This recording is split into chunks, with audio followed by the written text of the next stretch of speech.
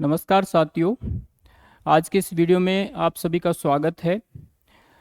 आज की क्लास के अंतर्गत हम लोग आरएस और पीएसआई के अंदर जो इतिहास विषय है उसकी तैयारी कैसे करें, इस विषय के ऊपर चर्चा करेंगे। ठीक है। और इसके अंदर हम लोग जो इतिहास विषय है उसका जो सिलेबस है, साथ साथ में हमें कौन कौन सी बुक्स पढ़नी है और अभी का जो ट्रेंड है, यानी किस तरह के क्वेश्चन हमारे एग्जाम में पूछे जा रहे हैं, उन सभी मुद्दों के ऊपर हम लोग चर्चा करेंगे। ठीक है।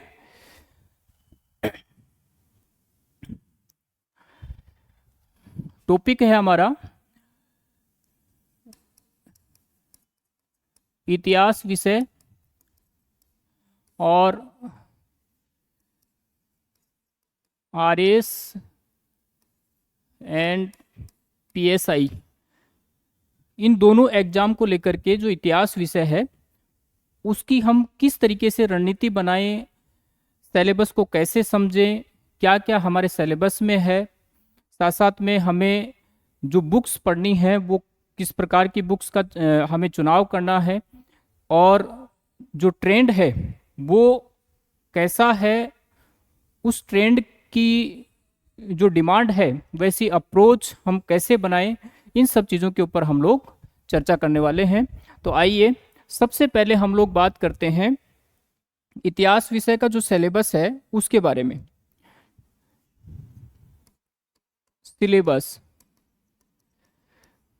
सिलेबस के अंदर देखो दोस्तों, हमारे पास में जो इतिहास विषय है उसके अंतर्गत दो चीज़ें हैं। एक है भारतीय इतिहास और दूसरा है राजस्थान का इतिहास। राजस्थान का इतिहास, भारतीय इतिहास के अंतर्गत मुख्यतः हमें इसको तीन भागों में बांट करके पढ़ना होता है। एक है प्राचीन भारत का इतिहास, दूसरा है मध्यकालीन भारत और तीसरा है आधुनिक काल। ठीक है। इस तरीके से जो भारतीय इतिहास का है, इतिहास का विभाजन है वो हमें देखने को मिलता है, और ये खास करके अध्ययन की सुविधा के लिए बनाया गया है, अध्ययन की सुविधा के लिए। ठीक है। ये कोई कालिक विभाजन नहीं है, बल्कि विद्यार्थियों की एक समझ के लिए, एक अध्ययन की सुविधा के लिए ऐसा विभाजन क्या है जो इतिहासकार हैं उनके द्वारा किया गया है। दूसरा राजस्थान का इतिहास, इसके अंतर्गत हम लोग प्राचीन जो राजस्थान का इतिहास है उसका अध्ययन करते हैं। प्राचीन राजस्थान का इतिहास,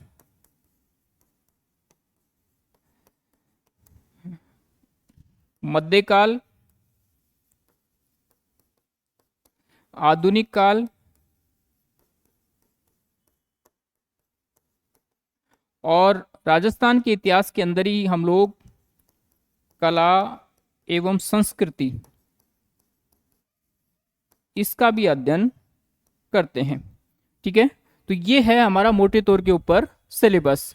अब इसमें जैसे हम लोग प्राचीन भारत की बात करें तो प्राचीन भारत के अंदर हम लोग जो सभ्यताएं हैं, जैसे हड़प्पा सभ्यता है, वैदिक सभ्यता है, उसके बाद हम लोग महाजनपद काल के बारे में पढ़ते हैं, उसके बाद में जो मगध साम्राज्य है उसका उत्कर्ष किस प्रकार से होता है, उन सब चीज़ों को हम लोग समझते हैं।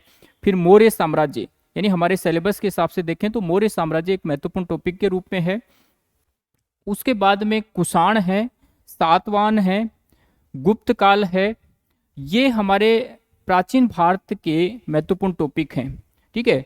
दक्षिण भारत की बात करें तो दक्षिण भारत के अंदर हमें जो संगम काल है उसके बारे में हमारे सिलेबस में पूछा जाता है, और दक्षिण भारत के अंदर ही खास करके जो चोल साम्राज्य है, ठीक है, सातवाहन है और चोल साम्राज्य है, वहां से हमारे सिलेबस के अंदर क्वेश्चन पूछे जाते हैं। ठीक है। तो ये तो था हमारा प्राचीन भारत का इतिहास।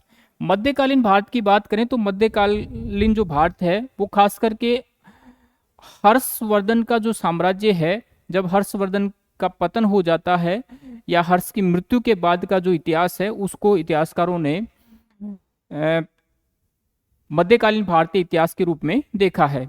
अब होता क्या है, इस समय खास करके भारतीय इतिहास के अंदर जो राजपूत राज्य हैं उनकी उत्पत्ति हमें देखने को मिलती है, या हम कहें कि एक तरीके से राजपूत काल हमें पढ़ना होता है पूर्व मध्यकाल के अंदर।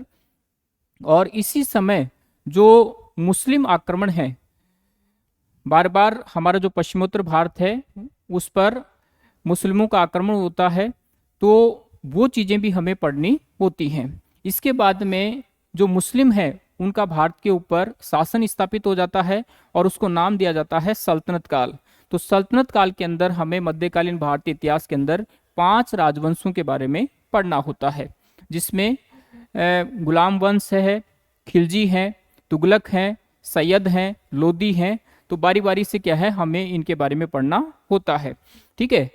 और साथ साथ में जैसे प्राचीन भारत है, मध्यकालीन भारत है, तो इस समय का जो समाज है, धर्म है, अर्थव्यवस्था है, इन सब चीज़ों को भी, कला है, संस्कृति है, इन सब चीज़ों को भी हमें देखना होता है।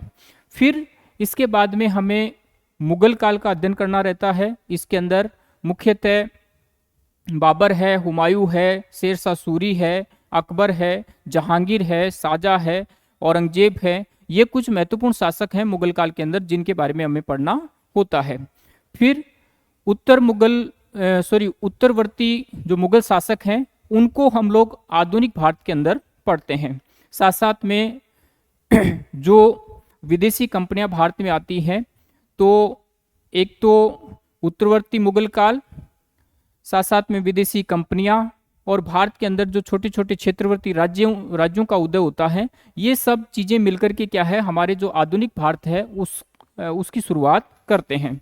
और फिर हम लोग देखते हैं कि जो ब्रिटिश ईस्ट इंडिया कंपनी है उसकी स्थापना होती है।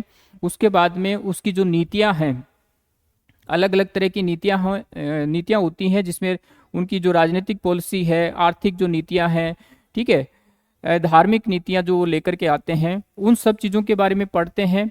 साथ साथ में भारत में जो पुनर्जागरण होता है, प्रेस की स्थापना होती है, समाचार पत्रों का जो विकास होता है, वो सब चीज़ें भी क्या है, हम लोग पढ़ते हैं। इसके बाद में भारत के अंदर एक 1857 का विद्रोह हमें देखने को मिलता है जो कंपनी की नीतियों के विरुद्ध होता है। और उसके बाद में एक मजबूत संगठन के रूप में 1885 के अंदर कांग्रेस की स्थापना होती है, जो खास करके ईस्ट इंडिया कंपनी की जो नीतियां हैं, या हम लोग कहें जो अंग्रेजी शासन है, हालांकि ईस्ट इंडिया कंपनी का शासन 1857 का जो विद्रोह होता है वहीं समाप्त हो जाता है, और फिर क्या है, जो ब्रिटिश क्राउन है उसका शासन आ जाता है। तो ब्रिटिश क्राउन की जो नीतियां या पॉलिसियां भारत के ऊपर जो एक तरीके से शोषण कर रही थी या प्रताड़ित कर रही थी, उनके विरुद्ध में भारत में कांग्रेस की स्थापना होती है। कांग्रेस के नेतृत्व में ब्रिटिश विरोधी जो स्वतंत्रता आंदोलन है उसका आगाज किया जाता है। उसके बाद में कुछ व्यक्तिगत क्रांतिकारी घटनाएं हमें देखने को मिलती हैं, और एक महत्वपूर्ण नेतृत्व गांधी जी के रूप में हमें देखने को मिलता है। और गांधी जी ने फिर भारत छोड़ो आंदोलन, सविनय अवज्ञा आंदोलन, ठीक है, और असहयोग आंदोलन, सविनय अवज्ञा आंदोलन और भारत छोड़ो आंदोलन, ये 3 महत्वपूर्ण मोमेंटों के माध्यम से क्या है, अंग्रेजी जो शक्ति है उसका विरोध किया। और ऐसे में एक बड़े बदलाव के साथ में या एक बड़े घटनाक्रम के बाद में होता यह है कि 1947 में भारत को आज़ादी मिलती है। तो ये सारी चीज़ें क्या है, हमें सिलेबस में पढ़नी होती हैं। ठीक है, ये सिलेबस इंपॉर्टेंट इसलिए भी है क्योंकि ये जो भारतीय इतिहास का सिलेबस हम लोग अभी डिस्कस किए हैं, ये प्रीलिम्स व मेंस इन दोनों टॉपिक्स के लिए बहुत ज़्यादा इंपॉर्टेंट है। और यहाँ से जैसे प्रीलिम्स की अगर हम लोग बात करें तो आरएस के एग्जाम के अंदर लगभग 12 से 15 क्वेश्चन हमारे एग्जाम में पूछे जाते हैं। कभी 10 क्वेश्चन पूछे जाते हैं, कभी 11 पूछे जाते हैं, कभी 12 भी पूछ लेता है, कभी कभी 14-15 तक भी ये डिमांड या एक तरीके से हम लोग देखें तो ऐसा हमारे एग्जाम में देखने को मिलता है। ठीक है, तो इस कारण से जो भारतीय इतिहास है ये आरएस के एग्जाम में एक महत्वपूर्ण टॉपिक के रूप में है। इसको हमें बहुत गहराई के साथ में या समझ के साथ में पढ़ना होता है। दूसरी बात करते हैं राजस्थान का इतिहास। राजस्थान के इतिहास के अंतर्गत हम लोग जैसे प्राचीन राजस्थान का इतिहास है वो पढ़ते हैं। राजस्थान के प्राचीन इतिहास के अंदर हम लोग जो प्रागैतिहासिक इतिहास है उसका भी अध्ययन करते हैं। सभ्यताओं का इतिहास, सभ्यताओं का जो विकास होता है राजस्थान के अंदर या उद्भव हमें देखने को मिलता है, उनको हम लोग पढ़ते हैं। जो ताम्र पाषाणिक संस्कृतियां होती हैं, लोहयुगीन संस्कृतियां होती हैं, वो सब चीजें पढ़नी होती हैं।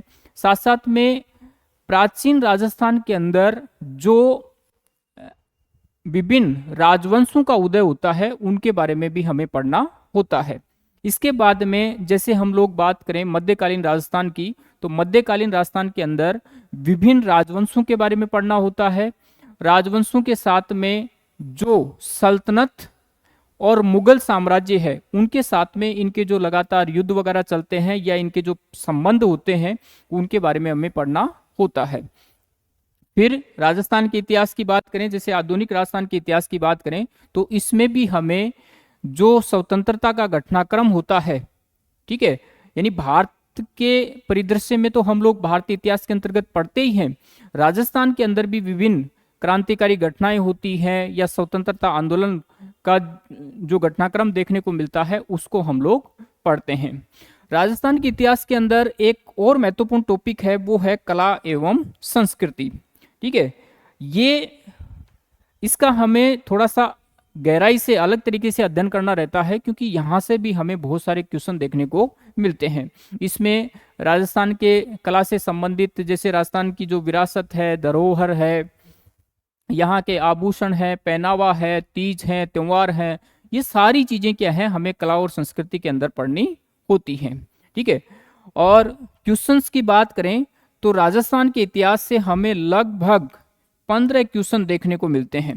ठीक है, 15 प्रश्न आरएस के एग्जाम के अंदर हमें देखने को होते हैं। तो इस तरीके से क्या है, दोनों ही, चाहे भारतीय इतिहास हो और या चाहे राजस्थान का इतिहास हो, दोनों ही क्या है हमारे आरएस और पीएसआई के एग्जाम के दृष्टिकोण से बहुत ही महत्वपूर्ण है।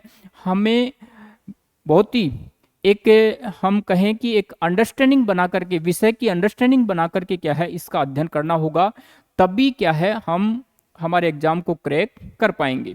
अब हम लोग बात करते हैं कि वर्तमान में जो ट्रेंड बना हुआ है क्वेश्चंस का पूछने का, जो ट्रेंड है वो किस प्रकार का है और हमें हमारी अप्रोच है उसको किस प्रकार की बनानी होगी ताकि हम ज़्यादा से ज़्यादा अंक हासिल करें या फिर जो एग्जाम है उसको क्रैक कर सकें।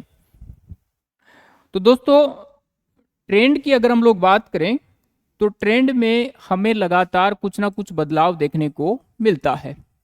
ठीक है, हम लोग बात कर रहे हैं आरएस और पीएसआई की, और इन दोनों ही एग्जाम के अंदर होता क्या है कि जो अभ्यर्थी होते हैं उनकी बेसिकली छटनी होती है।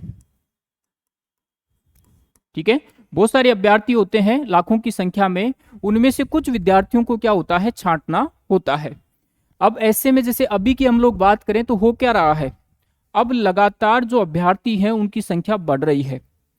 तो आरपीएससी क्या है, ये जो परिदृश्य बदल रहा है, यानी समय के अनुसार जो परिदृश्य बदल रहा है, इसके अनुसार उसने क्या है अपनी रणनीति में बदलाव करना शुरू कर दिया है।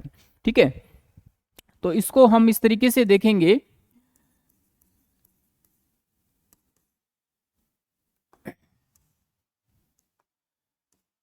बदलते परिदृश्य के अनुसार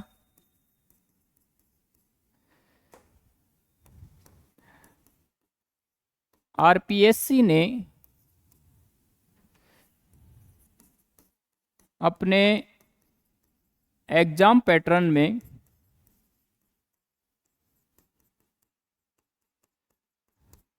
लगातार बदलाव किए हैं। ठीक है, आरपीएससी क्या कर रही है, लगातार कुछ ना कुछ ऐसा चेंज लेकर के आ रही है ताकि जो विद्यार्थी हैं उनकी छटनी की जा सके और जो एग्जाम है उसकी जो गुणवत्ता है वो भी बनी रहे।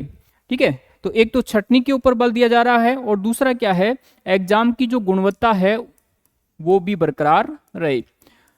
ऐसे में क्या हो रहा है कि जैसे पहले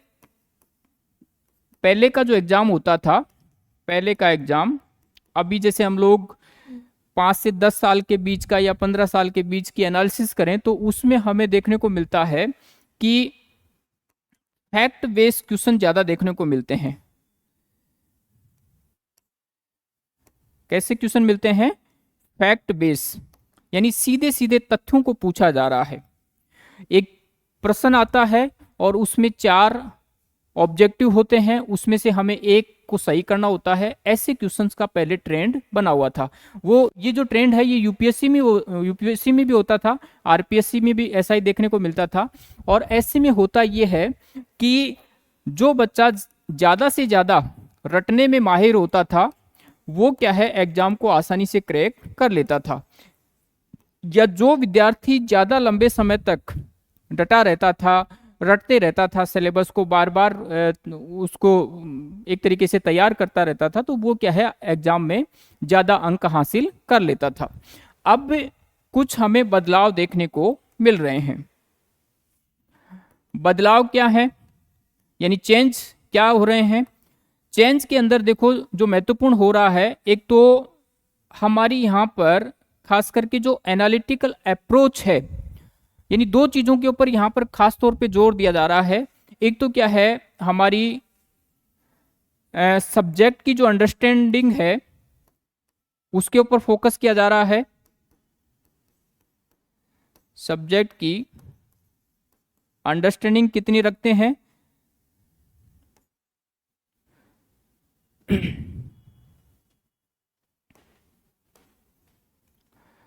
और साथ साथ में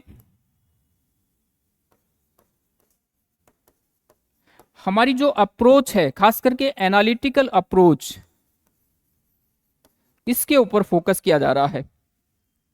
ठीक है, हम कितना जल्दी से किसी चीज को समझ पाते हैं, वहां से हम आंसर निकाल पाते हैं। ठीक है, ये सब चीजें क्या है, एग्जाम में पूछी जा रही हैं। तो आरपीएससी क्या कर रही है, अब इन दोनों चीजों के लिए, एक तो हमारा क्या है, जैसे सब्जेक्ट है उसके कोर को हम कितना समझ पाते हैं, इसके ऊपर फोकस किया जा रहा है। साथ साथ में हमारी जो अप्रोच है, ठीक है, हमारी जो सोचने की क्षमता है, उसके ऊपर बहुत ज्यादा एग्जाम के अंदर ध्यान दिया जा रहा है। यूपीएससी के अंदर भी ये चीजें देखने को मिलती है कि अगर हमें जो हमारा टॉपिक है उसकी सही से अंडरस्टैंडिंग नहीं होगी तो हम एग्जाम में उस क्वेश्चन को हल नहीं कर पाएंगे। यानी क्वेश्चन हमारे सामने होगा, बिल्कुल आसान नजर आएगा, लेकिन वहां हम एक सिली मिस्टेक करते हुए क्या है, उस क्वेश्चन को गलत कर देंगे।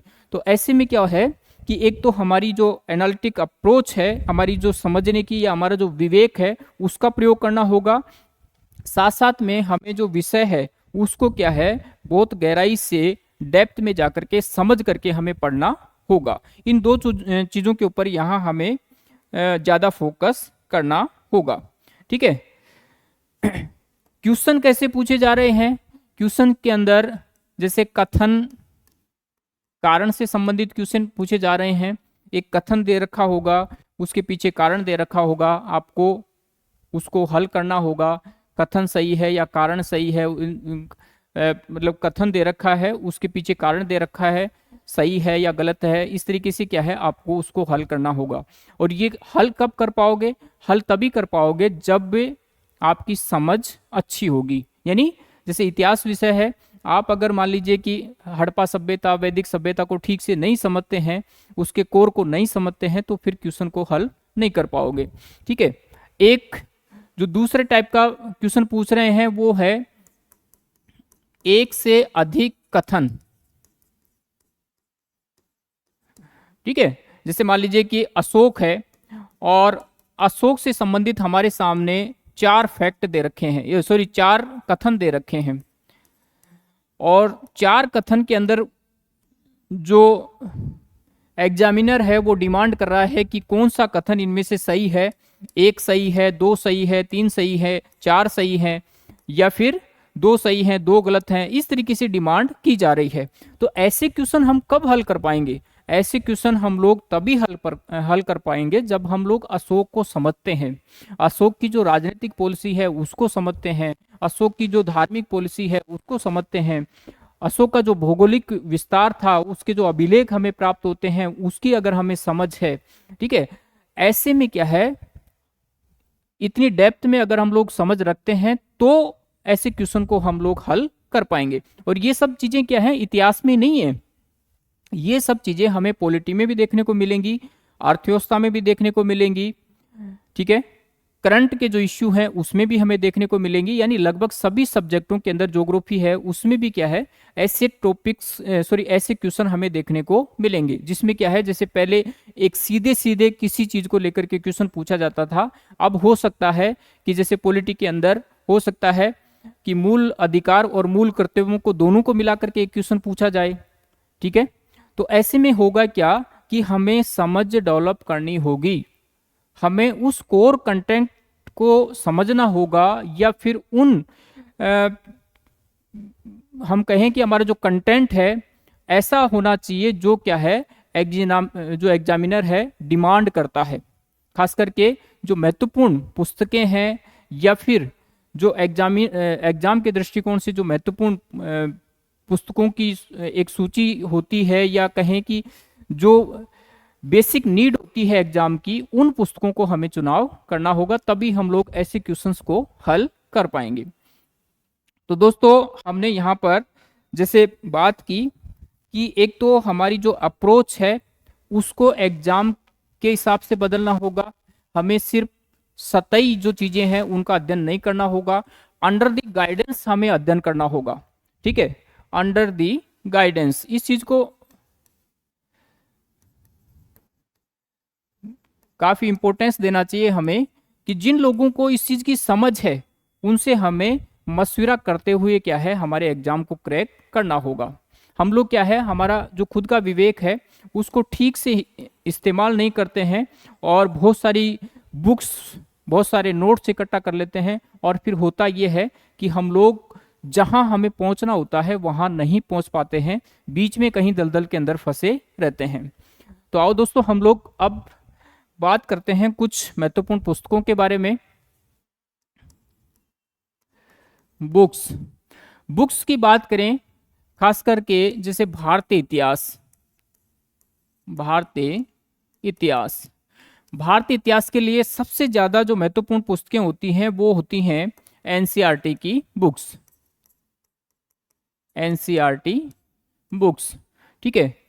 ये बहुत अच्छी बुक्स होती हैं, इनमें तथ्यों के साथ में जो विषय होता है उसका ठीक से कॉन्सेप्ट भी दिया होता है। तो हमें तथ्यों के साथ में एक अगर कॉन्सेप्ट डेवलप करना है तो वो क्या है, हम यहाँ से डेवलप कर सकते हैं। और ये जो एनसीईआरटी है ये हमें, अगर हम लोग आरएस और पीएसआई की तैयारी कर रहे हैं तो पढ़नी ही चाहिए, ठीक है। साथ साथ में जैसे एनसीईआरटी की हमने बात की तो इनके राइटर हैं, जैसे प्राचीन भारत की जो एनसीईआरटी है उसके राइटर हैं रामशरण शर्मा, ठीक है। तो इनकी बुक भी आती है, इसका भी हम लोग अध्ययन कर सकते हैं, बहुत अच्छी बुक है। मध्यकालीन भारत की अगर हम लोग बात करें, मध्यकालीन भारत, इसके लेखक हैं सतीश चंद्र, तो इनकी बुक भी आती है, ये बहुत अच्छी बुक है, हमारी समझ को डेवलप करती है, इसको हमें पढ़ना चाहिए। एक जो तीसरी पुस्तक है आधुनिक भारत, इसके लेखक हैं विपिन चंद्र, इसकी भी बुक आती है, वो हम पढ़ सकते हैं। और अगर ये नहीं पढ़ना चाहें तो एक स्पेक्ट्रम की बुक आती है, वो बहुत अच्छी आती है, फैक्ट भी उसमें ठीक से दे रखे हैं, उसको हम पढ़ सकते हैं। तो इस तरीके से क्या है, हम लोग पुस्तक हैं उनका चुनाव कर सकते हैं। ये बहुत उपयोगी पुस्तकें हैं, बार बार हमें इनको पढ़ना है, ठीक है। जैसे हमने बात की सिलेबस की, तो सिलेबस बहुत इंपॉर्टेंट है, जब तक हम लोग सिलेबस नहीं देखेंगे तब तक हमें क्या पता चलेगा कि कौन से टॉपिक पढ़ने हैं, कौन से छोड़ने हैं। तो बार बार हमें क्या है, सिलेबस को देखते रहना है। उसके बाद में क्या है, हमें जो बुक्स हैं उनका सिलेक्शन करना है। तो बुक्स के बारे में जैसे हमने बात की, इन बुक्स को पढ़ना हमारे लिए बहुत महत्वपूर्ण होता है। और बुक्स के लिए क्या है कि हमें ज़्यादा बुक्स नहीं लेनी है। जैसे प्राचीन भारत है, उसकी एक बुक ले ली, उसका बार बार हमें रिवीजन करना है। तो बुक्स के साथ में हमें क्या करना है, रिवीजन। रिवीजन पर हमारा बहुत ज़्यादा फोकस होना चाहिए। एक बुक है, उसको आप कम से कम 6-7 बारी पढ़िए।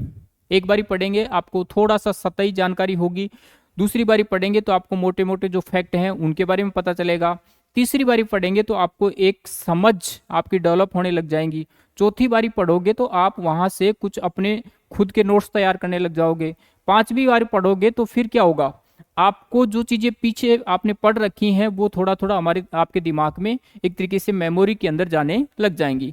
और फिर बाद का जो अध्ययन होता है उसमें आपकी समझ भी डेवलप होती है और आपकी जो मेमोरी है उसमें भी वो चीजें आने लग जाती हैं। यानी फिर क्या होता है कि जो गलती होती है या फिर आप एग्जाम का जो लेवल है, जो सतह एग्जाम की होती है, वहां तक पहुंचने में सक्षम होते हैं। ठीक है, तो आपको क्या करना है, सिलेबस पे फोकस करना है, बुक्स अच्छी बुक्स का चुनाव करना है, और फिर जो महत्वपूर्ण कार्य होता है वो होता है रिवीजन, यानी बार बार उस चीज को रिपीट करना।